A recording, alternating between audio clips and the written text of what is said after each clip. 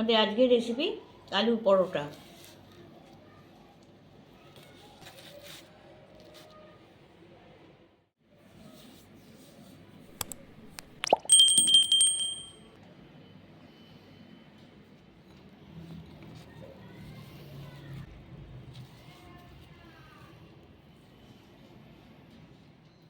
আলুর পরোটা তৈরির জন্যে এখানে ছোট বড় 4টে আলু নিয়েছি।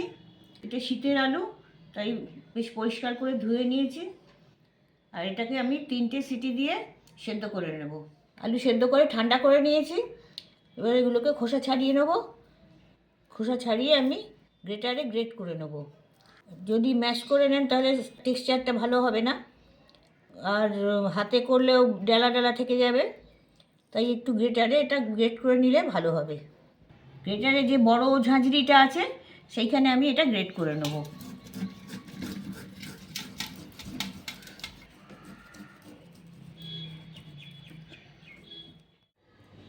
পুরটা তৈরির জন্য একটা ভাজা মশলা ভেজে নিচ্ছি। তাতে দিচ্ছি 1 টেবিল চামচ ধনে, 1 চা চামচ জিরে, 2টো শুকনো লঙ্কা, গোটা 10 গোলমরিচ আর 2টো লবঙ্গ। মশলাটা ভাজা হয়ে গেছে, এবার এটা নামিয়ে নিচ্ছি। এটা ঠান্ডা করে পিষে নেব। পরোটা তৈরির জন্যে আমি এখানে আটা নিয়েছি, 250 গ্রাম আটা। আটাতে আমি 1/2 চা চামচ জোয়ান দিচ্ছি, আর পরিমাণ মতো নুন দিয়ে দিচ্ছি। এগুলো একটু মিক্স করে নিচ্ছি। 1 টেবিল চামচ সাদা তেল দিচ্ছি। এবার এটা মিশিয়ে নিচ্ছি। এবার জল দিয়ে দিচ্ছি। অল্প অল্প জল দিয়ে মাখবো, খুব বেশি পাতলা হয়ে যাবে তাতে না হলে। যেরকম রুটির আটা মাখা হয় ঠিক সেই রকমভাবেই এটা মেখে নিতে হবে। ইচ্ছে হলে আপনারা ময়দাতেও এটা করতে পারেন, তবে ময়দাতে করবার জন্যে ময়দাটা একটু আগে মেখে রাখতে হবে, তবে টানটা ঠিক থাকবে। আমি আটায় করছি, তাই এক্ষুনি মেখে এটা এক্ষুনি এটা করে নেব। ময়দাটা মাখা হয়ে গেছে, ঠিক এইরকমভাবেই মাখতে হবে। খুব বেশি পাতলাও না, খুব বেশি শক্তও না। এটাকে আমি এবার গুচি করে নেব। লেচিগুলো একটু বড় সাইজ করছি, এতে পুর ভরা হবে, তাই জন্যে।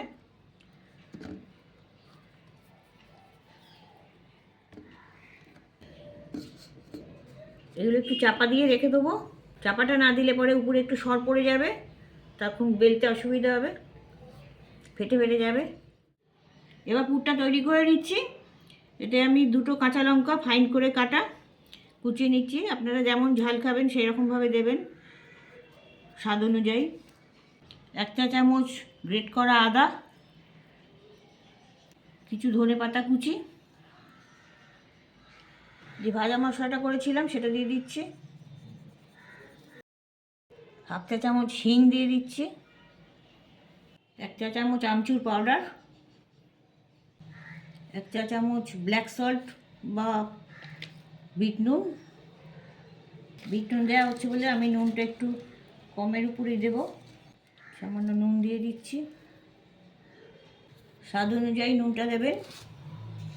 আর নুনটা সবার শেষে দিচ্ছি। যদি এই নুনটা আগে দিয়ে আমি মেখে রেখে দিতাম পুরটা, তাহলে এটা ঢিলে হয়ে যেত, আলগা হয়ে যেত রস বেরিয়ে। তাই জন্যে নুনটা দিয়ে আমি পুরটা সব শেষে মেখে নিচ্ছি। এরকমভাবে চেপে চেপে মেখে নেবে, যাতে সব মশলাটা ঠিক মতন মিশে যায়। একটু এটা টেস্ট করে দেখে নিচ্ছি। আর একটু নুন লাগবে, আর একটু নুন মিশিয়ে নিচ্ছি।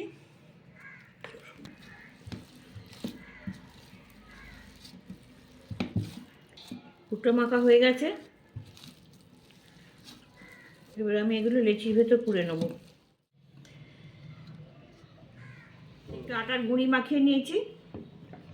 এবার এটাকে একটু বেলে নেব।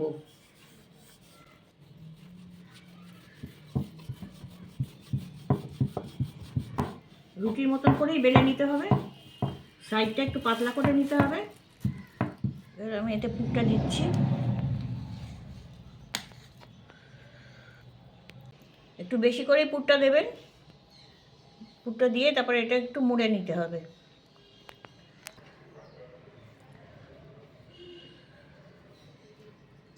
এইভাবে মুড়ে নিয়ে মুখটা বেশ ভালো করে বন্ধ করে দিতে হবে। এবার এটা আবার বেলতে হবে। বেলাবার সময় এটা মুখটা নিচের দিকে করে দিতে হবে, যেখানটা আটকালাম সেখানটা নিচের দিকে করে দিতে হবে। দিয়ে একটু হাত দিয়ে চেপে নিলাম, একটু গুঁড়ি মাখিয়ে দিচ্ছি হালকা হাতে। ধারগুলো চেপে চেপে এটাকে একটু বড় করতে হবে। বেশি মাঝখানে চাপ দেবেন না, তাহলে ফেটে যাবে। এবার একটু উল্টে নিয়েছি, উল্টে নিয়ে আরেকবার প্রেস করে দিচ্ছি এখানটা পুরো। এইভাবে বেলে নিতে হবে। এবার এটাকে আমি ভেজে নেব। তাওয়াটা গরম করে নিয়েছি, এবার আমি দিয়ে দিচ্ছি। এবার এই রুটির মতো আমি একটু শিখে নেব। একটা পিঠ হয়ে গেছে, আমি এটা উল্টে নিলাম। এবার আমি এইটাতে ঘি দিয়ে দেবো, আর ভালো ঘি দিয়ে করছি আমি এটা। ঘিটা একটু মাখিয়ে নিই। আপনারা তেল দিয়েও করতে পারেন, ভালোই হবে তাতে। পিঠ হয়ে গেছে এটা, এবার তেল মাখানো হয়ে গেছে, আমি এটা উল্টে দিচ্ছি আরেকবার। এটা খুব মোটা জিনিসটা, এটা একটু ঘুরিয়ে ঘুরিয়ে ভেজে নিতে হবে, তা নাহলে এক জায়গা বেশি তাপ পেলে পুড়ে যেতে পারে। এভাবে ঘুরিয়ে ঘুরিয়ে সব জায়গাটা টিপে টিপে একটু ভেজে নিতে হবে। এটাও ভাজা হয়ে গেছে, এবার আরেকবার উল্টে নিচ্ছি। ভাজা হয়ে গেছে, সব জায়গাটা এরকম টিপে টিপে ভেজে নিতে হবে, যাতে সব জায়গাটাই ঠিক মতন তাওয়াতে পড়ে। পরোটা আমাদের তৈরি। তুলে নিচ্ছি।